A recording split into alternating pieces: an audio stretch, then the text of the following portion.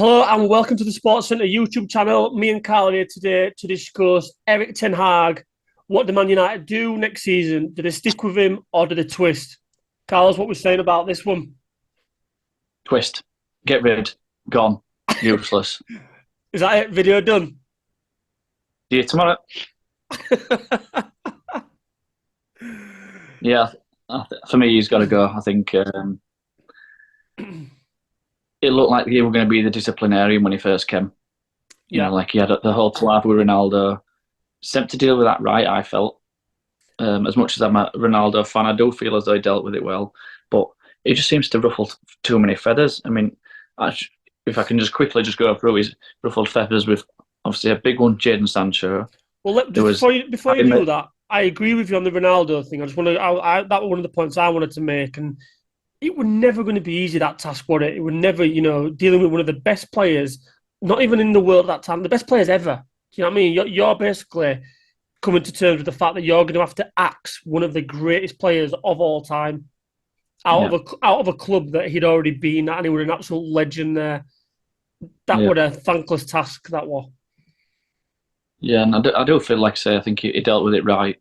Mm-hmm. And you're like, oh, this guy's got a bit about him. He's going to shape up what Man U, he's right what Man U need. Yeah, exactly. And that's not how it's turned out. And like I was just about to say there, he ruffled feathers with Harry Maguire, Varane, Rashford, Sancho, Casemiro. He's had a bit of a fling with.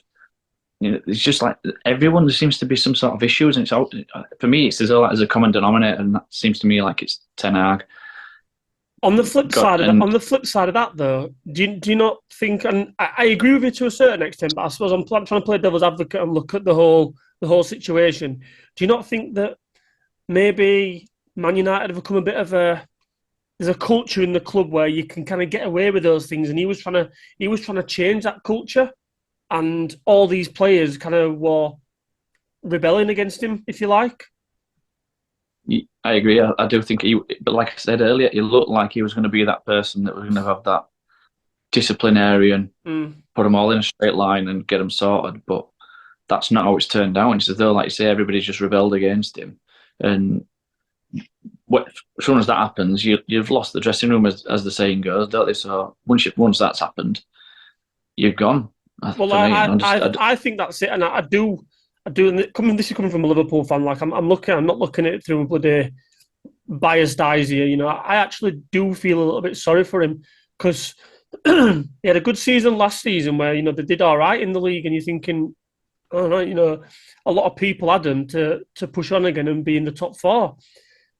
Definitely in top four, you'd have expected at the start of this season. And the one thing that I will hold him accountable for is some of his signings this summer, because these are his players like Anthony and Anana.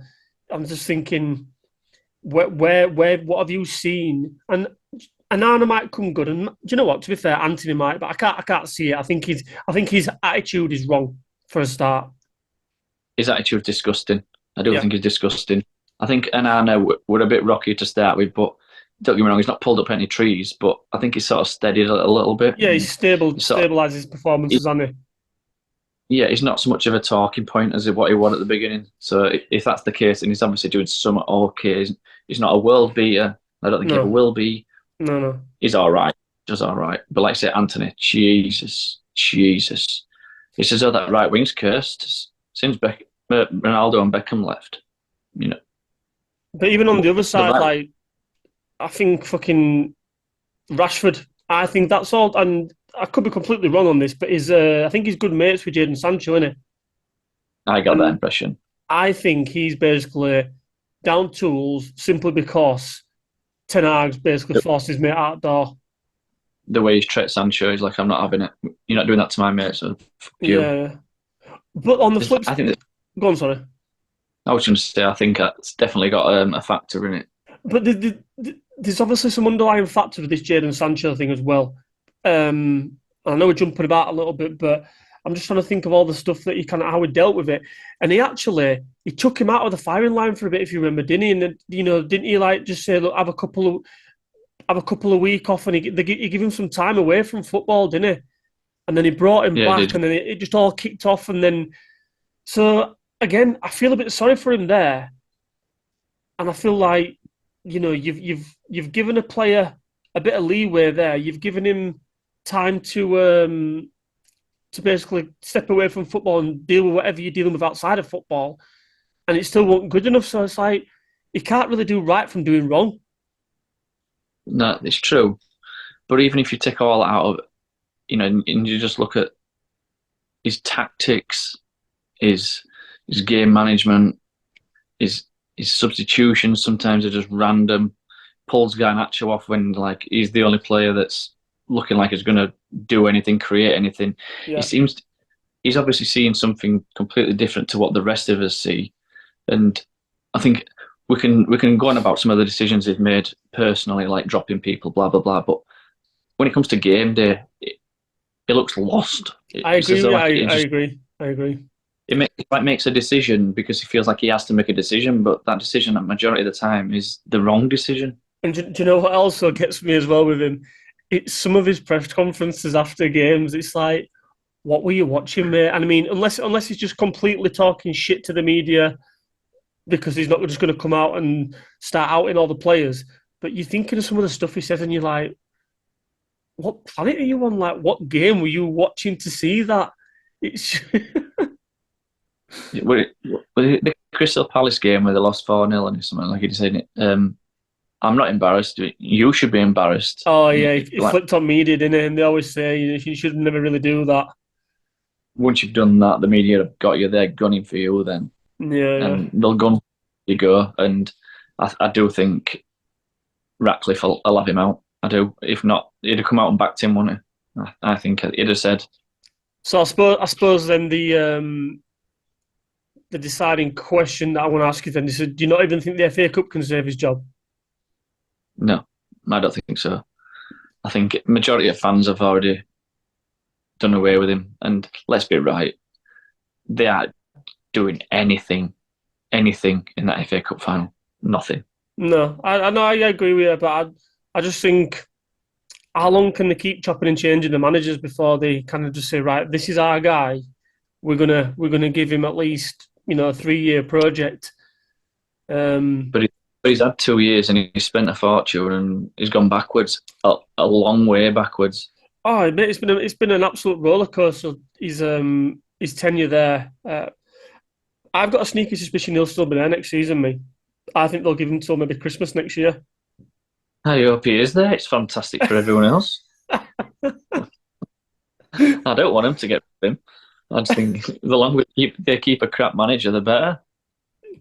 I mean, And I've tried to be as biased as I can. That yeah, coming from a Liverpool fan, I'm like, okay, keep him in, give him a long term contract.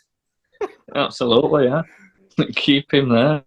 Oh, But man. the problem is if they do get rid, there's a few people out, Liverpool as well. I mean, I know there's talks of Arne Slot, but there isn't a great selection of world class managers that No. are ready to go in, especially someone that needs to go in and do what needs to be done at Man United. Well, I think it's not just on pitch level, is it? By the sounds of it. And listen, I'm not a Man U fan. I don't claim to know the ins and outs of the club. So before everyone starts jumping on saying, "Oh, fucking Liverpool fan this, Liverpool fan that," it's like, look, it's just opinions. But I ain't got a clue what goes on behind that. But you hear the stories, you hear obviously people reporting on it, and it sounds like there's a lot of shit that's in that club that needs to get sorted out. And I think as a whole, it is a fucking big project that I'm guessing what these Ineos guys have come in to sort out. Yeah, it's going to have to be. There's everything in it, everything from directorships to stadiums to football pitch to players to backroom staff. Everything just needs a good clear out and start again to a degree. Well, it is, and that's why I've got a kind of sneaky suspicion that I think you might. I think they might give him a Yeah, little bit of time next season. I think they might just say, look, whilst we're dealing with this up here, you've got another maybe 4 to 6 months down here to make sure that's stable. If not, see you later. but what they're going to do is then give him another 300 million to spend on potential dross, or even if he signs brilliant players, what's to say the next manager wants them? Well, they're trying to get they're getting a new structure out, the director of football and all that. So, Well, they're trying to get our man. excuse me. It looks like they're going to get him, but they don't want to pay for him. Yeah. Oh, So Dan Ash. yeah, Mm, I mean they'll end up with him, but they'll end up paying for him. yeah, yeah. So, who knows, mate? Who knows? But yeah, I'll say non-biased view. Sign him up. Sign him up. Sign him up. Absolutely. Oh dear. Right, good chat, mate. Thanks, guys. Thanks for watching. Subscribe to the channel, hit the like button, and we will see you on the next one. Catch you later.